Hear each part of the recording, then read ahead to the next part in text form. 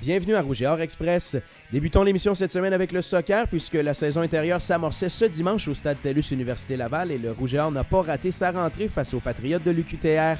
D'abord, la partie féminine n'a laissé aucun doute sur la force de frappe lavalloise. Joëlle Gosselin a marqué à 3 reprises, pavant la voie à un gain de 4-0 des Siennes qui vise un 4e titre provincial consécutif en 2016.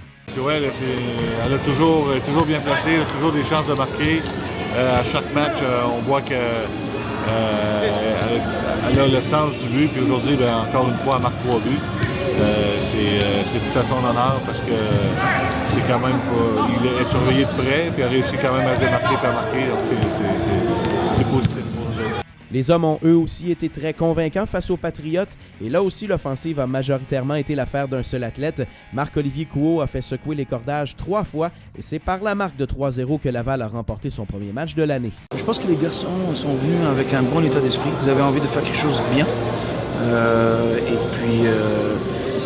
On a été très opportunistes et vraiment le mot-clé c'est efficacité. Volleyball, la formation masculine était à Fredericton ce week-end pour un interlock face aux équipes de la Conférence Atlantique.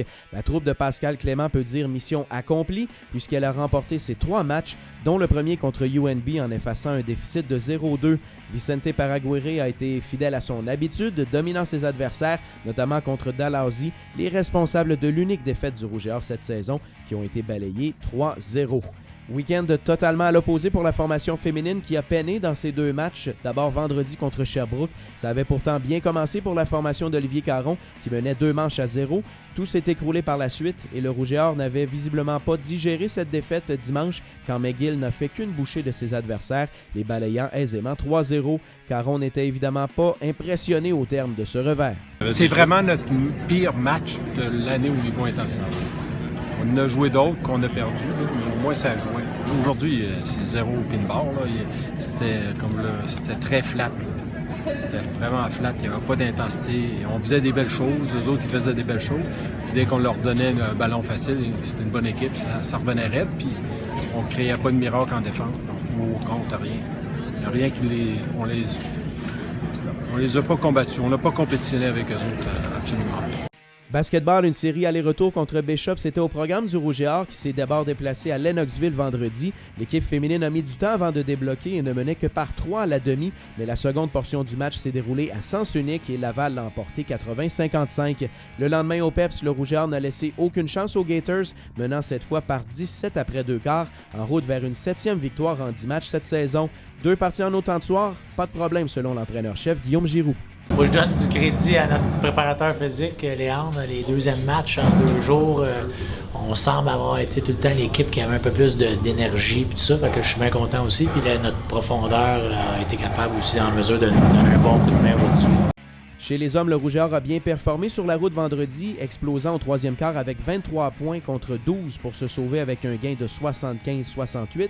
Le chemin vers le balayage des Gators semblait tracé le lendemain, Laval prenant devant ses partisans une avance confortable de 18 points au 3e quart. Avance visiblement pas assez confortable puisque Bishops l'a grugé jusqu'à prendre le contrôle en fin de match et repartir du PEPS avec un gain de 77-73. On n'a pas bien joué. J'ai peut-être pas nécessairement fait une super bonne job de gérer les substitutions, gérer les alignements. On n'a pas bien joué. On les a laissés revenir dans le match, prendre confiance à un moment donné. Quand on avait une bonne avance, on les a laissé une coupe d'erreurs de nonchalance qui ont frappé une coupe de lancer, qui ont pris confiance. Puis là, ça a déboulé de là. Enfin, en ski de fond, après les performances éclatantes du week-end précédent au Bates Carnival, tous les espoirs étaient permis lors du Colby Carnival de Waterville dans le Maine. Les prestations n'ont toutefois pas été aussi impressionnantes qu'espérées, mentionnant tout de même la 10e place au sprint par équipe d'Alexis Morin et Connor Thompson. Joëlle Gosselin du club de soccer et Vicente Paraguirre du club de volleyball sont les étudiants athlètes Rouge et Or, le groupe Sport Interplus de la semaine. Les 3 buts de Gosselin et les 37 attaques marquantes de Vicho en 2 matchs ont pesé lourd dans leur nomination. Au calendrier de la semaine du Rouge et Or, on aura droit à du basketball ce jeudi à l'amphithéâtre Gymnase Desjardins Université Laval. Les citadins de l'UQAM seront en visite. Les deux mêmes équipes s'affronteront samedi, cette fois à Montréal.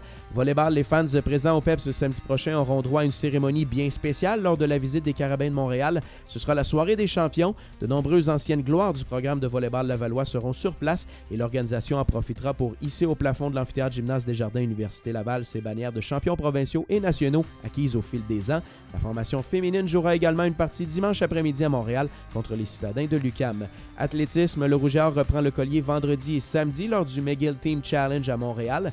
Ski alpin, une compétition NCAA aura lieu à Stowe, au Vermont. Slalom et slalom géant au menu.